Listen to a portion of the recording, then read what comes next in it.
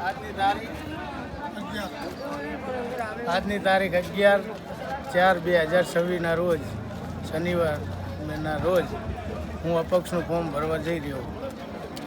ભરી દીધું. અપક્ષનું તમે જે ફોર્મ ભર્યું એનું મેન કારણ, તમે તો ભાજપના જૂના કાર્યકર્તા છો, એમ છતાં મેન કારણ તો એક જ છે કે મારા અપક્ષનું ફોર્મ ભરાય નહીં, પણ અમે જૂના કાર્યકર્તા હતા. પાર્ટી એક બાજુ એમ કે જૂના કાર્યકર્તાને આપવાનું, છતાં જૂના કાર્યકર્તાને કોઈને ટિકિટ આપી નથી. એના હિસાબે મારે અપક્ષનું ફોર્મ ભરવાનું થયું. એટલે કે આપણે કોઈ વર્ષોથી જન્મજાત બીજેપી હતા અમે, અને બીજેપીમાં ખૂબ કામ કર્યું, ઓફલાઈનમાં પણ મેં કામ કરેલું, છતાંય પાર્ટી અમારી કદર કરી નહીં. એટલા માટે મારે અપક્ષમાં ફોર્મ ભરવું પડ્યું. અને મારા ગામમાંથી અને ઠેંગારિયા ગામમાંથી અને રમલપુરમાંથી મને પૂરેપૂરો સપોર્ટ હતો કે ભીખાભાઈ તમે ફોર્મ ભરો, અમે તમારી હારે છીએ અને તમને નહીં વાંધવા દેવી. એટલા માટે મેં અપક્ષમાં ઉમેદવારી નોંધાઈ છે. તમે જે અપક્ષની અંદર ફોર્મ ભર્યું એની અંદર તમે જીતશો, તમારો ભવ્ય વિજય થશે, તો તમે આગામી દિવસોની અંદર શું શું કામ કરશો? મારો જો વિજય થઈ જાય તો હું અને લોકોના કામ કરીશ જેવા કે જે મારાથી બને એવા.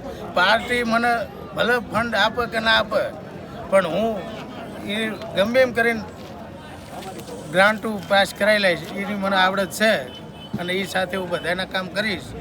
કોઈ ગમે એ કામ હોય, પોલીસ સ્ટેશન હોય, કોઈ આ તે, કોઈ માર્કેટ યાર્ડના હોય, કોઈ ખાતરમાં કોઈ સાથે કંઈ વસ્તુ આપતા હોય, આવા તમામ કામમાં હું તત્પર્ય રહીશ. આનું કારણ, મને ટિકિટ નહીં મળવાનું કારણ આ એક જ છે કે મેં ખાતરમાં સાથે આપતા એમાં વિરોધ કર્યા. પછી મેં માર્કેટ યાર્ડમાં જે તોલ માપ ઘટ કાપતા હતા અને આપણે હાઇડ્રોલિક કરીને ઠલવતા હતા, તો એની અંદરથી આ લોકો વજન કાંટા ઘટે કાપતા હતા અને મજૂરી પણ કાપતા હતા. એટલે એ બધું મેં બંધ કરાવ્યું વિરંગામ તાલુકાની અંદર. એના હિસાબે આ લોકો બધા મારા વિશે એવા કાન ભર્યા કે એ તો આવું જ કામ કરતો રહેશે અને આપણને પાર્ટીને નડશે. એટલે ઉપરથી જે આના જે કાર્યકર્તા હોય એમને મને કાપી નાખ્યું. તો કંઈ વાંધો નહીં, પબ્લિક મારી હારે હે ને, એટલે મને વિશ્વાસ છે કે પબ્લિક મારી હારે છે. તો હું ચોક્કસથી કહું કે હું ખાતર સાથે કંઈ પણ વસ્તુ કોઈને નહીં આપવા દઉં.